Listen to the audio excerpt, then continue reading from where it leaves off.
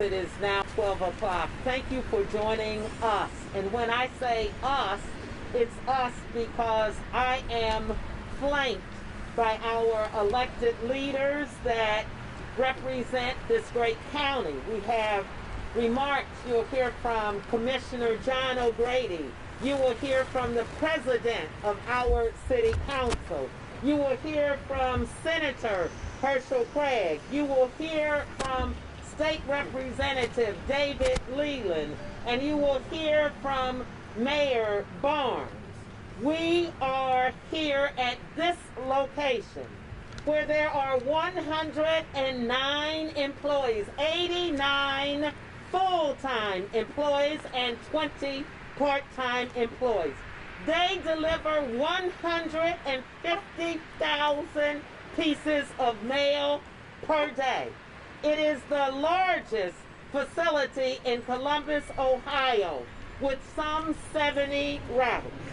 Well, we are gathered here today because we understand that we must protect our post office from the United States Postal Service's Trump's administration.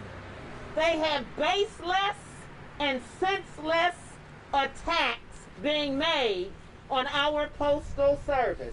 The Postmaster, D. Joy, is pushing for sweeping changes that will significantly and substantially impact all of us. All of us. That's you. That's our small businesses.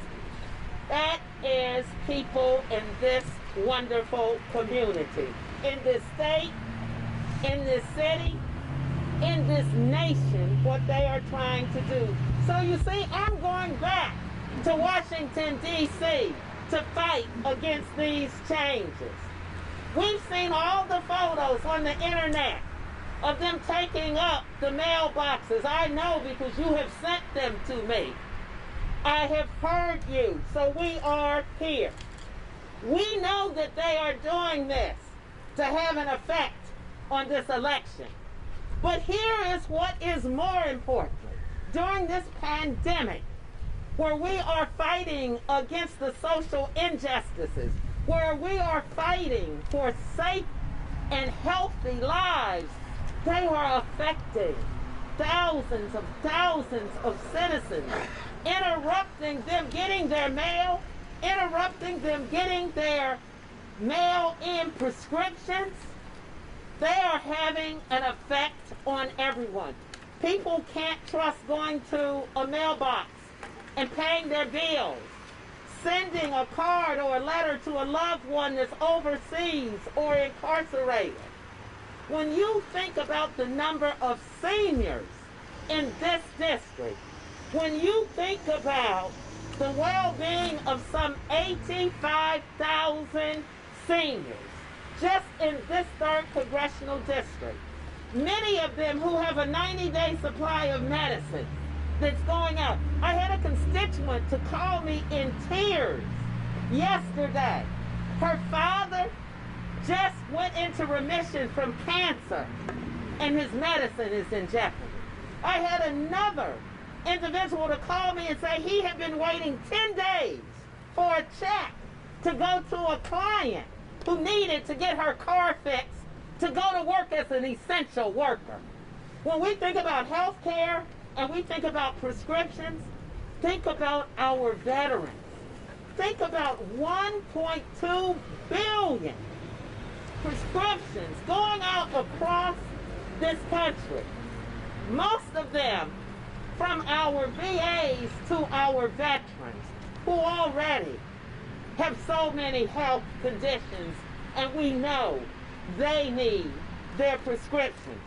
With some 40,000 veterans in my district, let me send a message to this administration. Let me make it loud and clear. When you attack our postal services, you attack our veterans, and we're going to fight back. We're going to do everything we can for our essential workers, for our seniors, for our veterans, for all of our constituents. We know, and let me end by telling you, this is not new for us. months and months ago, I voted for $25 billion to come back to help with PPEs for post offices. 2 years ago, when we were hearing from constituents who weren't getting their mail on time, we called in the cavalry. We called in the local, the regional individuals, and brought them into our office and set up a consumer advisory board because we care. We care about our constituents, and we know the value of this post office. So we are asking you to join us, send letters, make phone calls. There are 16 members of Congress in this great state of Ohio. And I want you to do a roll call. If on Saturday, every one of them don't vote for the money for Postal Services, you know what you have to do to vote. Because that means they don't care about us, so don't get it twisted. Congresswoman Beatty is sending out a clarion call, and we're going to be against anyone who tries to delay our postal services, and we're going to let them know they can't delay our democracy. They cannot win against us, and we know that this is also about delaying your vote, and your vote is your voice. Your vote is your power. Let's not let them do this. I will leave here, I will go inside, and I will buy 5 books of 20 stamps, because we know if half of the adult population goes out and we start buying stamps and saving those stamps, it will help with their deficit. So we have to be on the side of helping our United States Postal Services. It gives me great pleasure at this time to ask our President of the County Commissioners, Commissioner John O'Grady, to come next, and he will be followed by Senator Herschel Craig.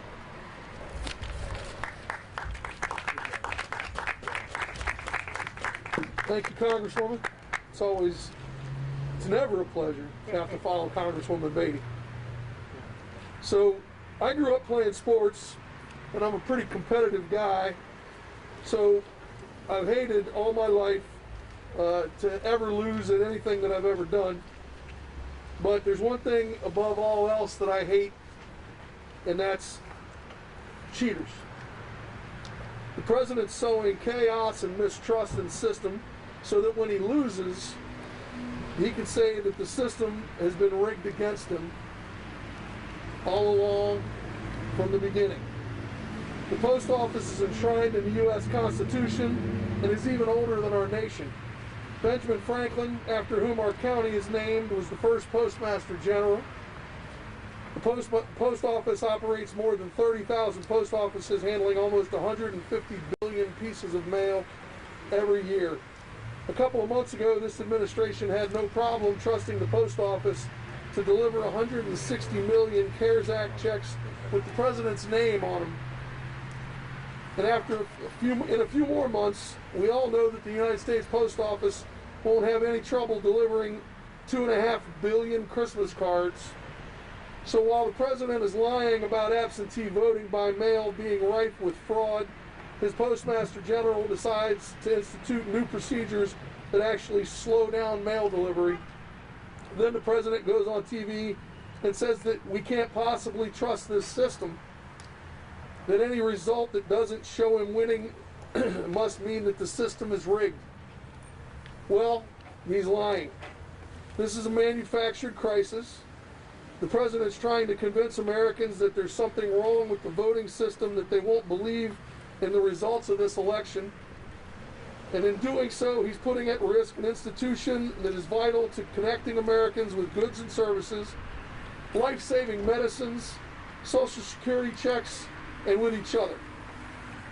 Well, I won't stand here and ask the president to stop lying and cheating, because he's shown that he can't do that, and he won't do that. But I do call on political leaders at every level of government, whether they're Democrats or Republicans, to stand up against the cheating.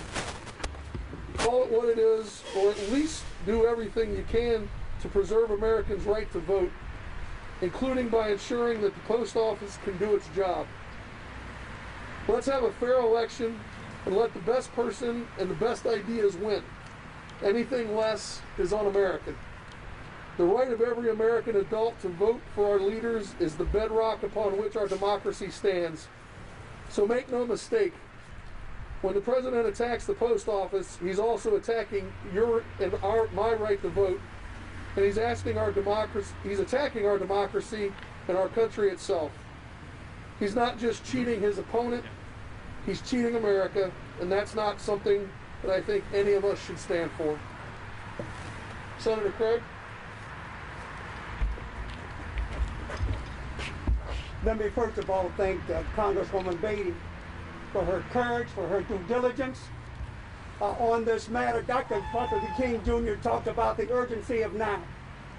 It really is the urgency of now. I think this measure that will attempt to block and usurp our ability to vote, I'm in those categories. I'm a veteran. My sister, who retired from the Air Force after 22 years, works in the post office in Montgomery, Alabama. I think this is tragic, but it's more than tragic.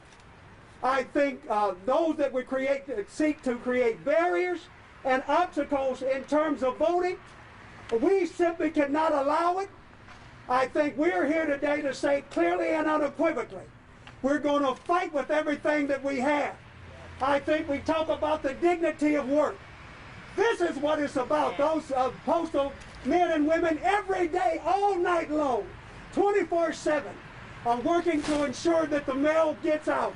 The Congresswoman's office not just simply talking about the mail, but those medical supplies that get out to our veterans, our men and women, our seniors. I'm 71 years old. And so for all of those that are suffering right now, that this matters. And so I would say to you, those that are hearing over the television screens and otherwise, as a nation, we simply cannot let this happen. This is a tragic attempt to usurp those that will right to vote, and we simply cannot let it happen. Now I'd like to call our city, I believe our city council president, Shannon Hardin, to come. Thank you, Senator. Yes. Thank you, Senator. Thank you to our Congresswoman for calling us here today. Any day that our Congresswoman calls us together and says this is an issue, we show up. But we knew this is one that we had to show up and fight for. So she's doing what she has to do as our Congresswoman and heading back to D.C. to fight on our behalf to make sure that this Postal Service and the Postal Services around this district are funded. But really the question is, what are we going to do as residents, as individuals, as constituents, as seniors who depend on the Post Service, on folks who have compromised immune systems and folks who need their prescriptions? What are we going to do? Are we going to have the energy? Are we going to take the time to call our representatives, to call our senators? Are we going to take the time? Are we going to have the energy to send a letter? Because Congresswoman Beatty is going to go and do her part, but the real question is, are we going to do our part? Are we going to send Congresswoman Beatty back to Washington with the energy and with the support and with the tools that she needs to make sure that we get this job done and make sure that our United States Postal Service is funded so that they can do the job that they've been doing, like our commissioner said, longer than our country has been around, which is keeping us afloat. And what really pisses me off is that these postal workers have been working day and night throughout a pandemic, so we can stay in our own homes and stay safe. They have been walking the streets. They have been putting their lives on the line for us, for each and every one of us, and we don't have the dignity to stand up to make sure that they have what they need to continue to support us. What is wrong with that? What is wrong with that scenario? So the question is, what are we going to do about it? We all know what this is about. We all know what this is about. It's about voter suppression. But you know what? We have to remember that somewhere somebody is missing a prescription today. We have to remember that somewhere somebody is missing a paycheck that they need. They're out of work. They're missing a paycheck. So as this administration tries to take away your right to vote, remember they're not just hurting that, which is our most solemn responsibility, but they're hurting you personally. They're hurting your health, they're hurting the health of our families, and they're hurting the health of our economies, and we cannot stand that. We need to make sure that this Congresswoman, our Congresswoman, goes back to D.C. with all the energy that we can muster. So remember, get out there, make the phone calls, write the letters, post on social media. We all saw them downtown taking the mailboxes up. It's crazy. It's absolutely crazy. You know it, I know it, and we need to lay the blame where it lies. It's with this administration, and we have a Congresswoman who can go back and fight for us to make sure it's done. Thank you, Congresswoman, for doing the work. And it's my pleasure to introduce our state representative, David Leland. Thank you, members of President Hardin and all the other elected officials here today. I want to also thank Congresswoman Beatty for organizing this because it's a very important issue. So, when we were kids, we were taught that the mail must go through. That rain couldn't stop the mail, that snow couldn't stop the mail, that sleet couldn't stop the mail, that dark of night couldn't stop the mail, and that's been the history of this country since 1792. It's been, the mail has been the glue that has held our country together since 1792. But those were natural calamities that the mail was being delivered through. Now we have a human calamity that is occupying the White House in the United States of America. And that human calamity is trying to stop the mail, trying to do the things that those natural calamities could not do. And you've heard from other people here today about what happens when you stop the mail. You've heard about prescription drugs. You've heard about unemployment and Social Security checks. But mostly, this is an attempt by this human calamity to stop our ability to vote. In the middle of a historic global pandemic, people realize that the safest way to participate in their election process is to vote by mail. And so he is trying to sow doubt into that. He's trying to stop that because he's afraid that he may not get the number of votes that he wants if people use the voting process through the mail. And so even the fact that we're having a discussion about this today, in a sense, plays into his playbook, because it says to people, well, you know, maybe this isn't the best way for me to vote. Maybe I need to do something else. Maybe I need to go put my ballot in a drop box. But then we find out that in the state of Ohio, we're only going to have one drop box per county. So a county of 20,000 people like Vinton County has one drop box, and a county like Franklin County that has 1 million people has one drop box. Can you see what's happening here? Can you see the kind of systematic plan that's going on by Republicans to try to reduce the participation in this election? Because they're afraid that if more people vote, they will be kicked out of office. So I am proud to join here with Representative Beatty and all the other elected officials, and I'm proud of what Representative Beatty is doing and Speaker Pelosi is doing to call the Congress back into session to make sure that the attack of the mail does not continue, because now, more than ever, the mail must go through. And now I'm proud to introduce Mayor Barnes.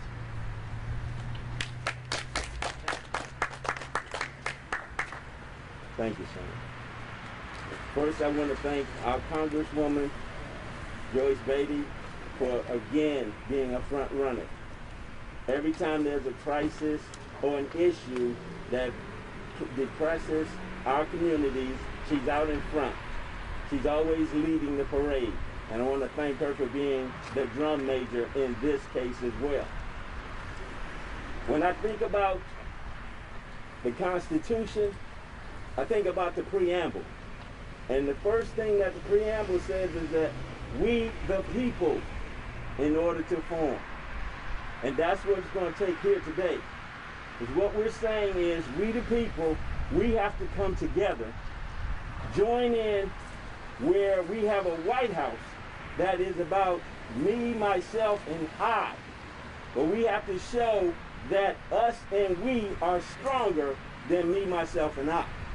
Our Congresswoman, as she goes to Washington, she needs to be able to stand on the shoulders of all of us who have to go on a daily basis to receive what the Postal Service brings to us.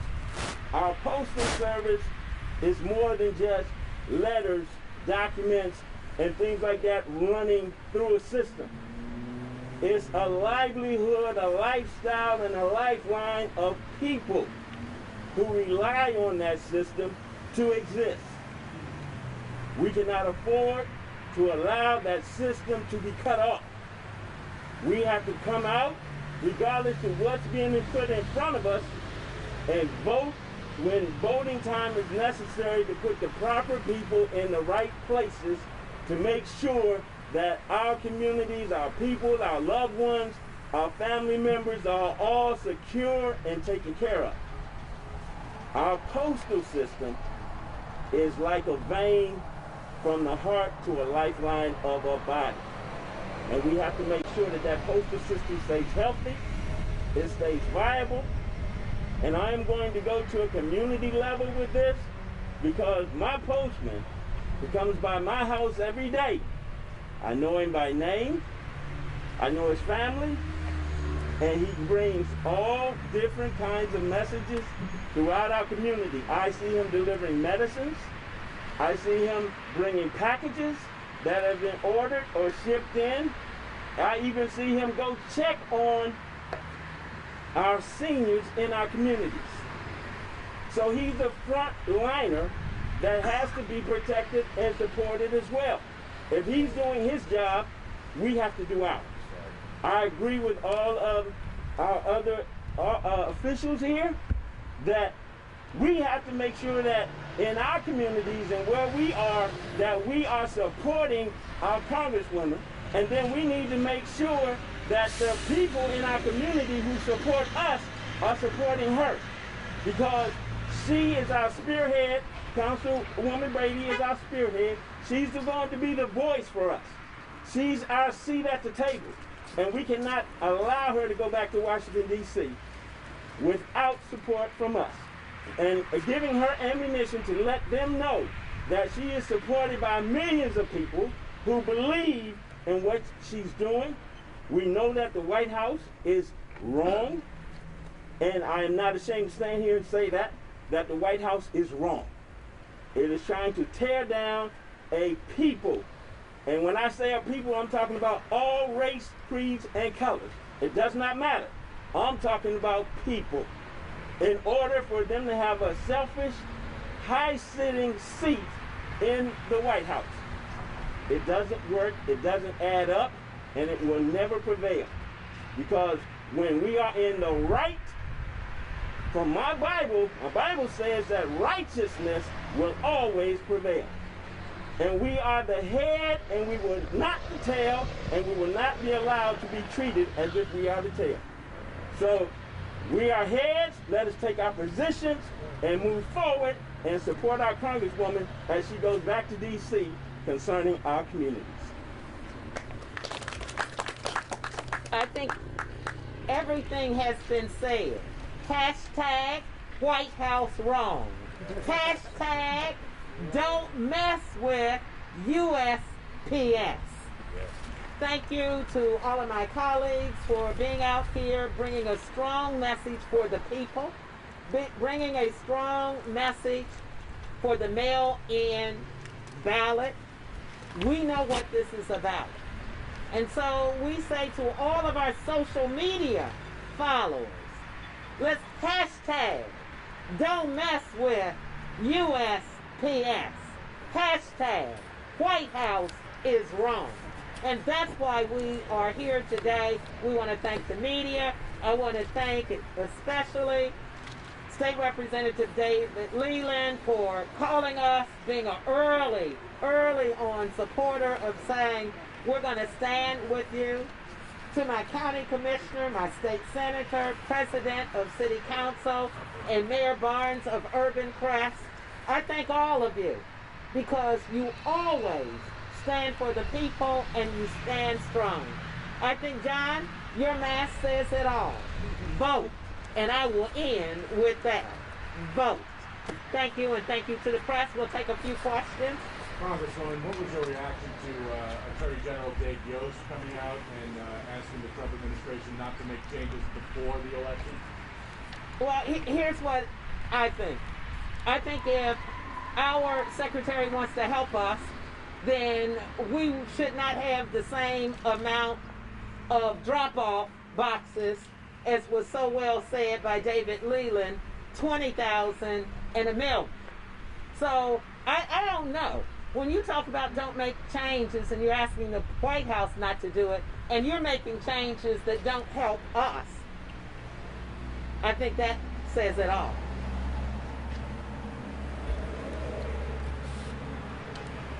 Any other questions? Anybody else want to make a comment to that? Okay, thank you very much.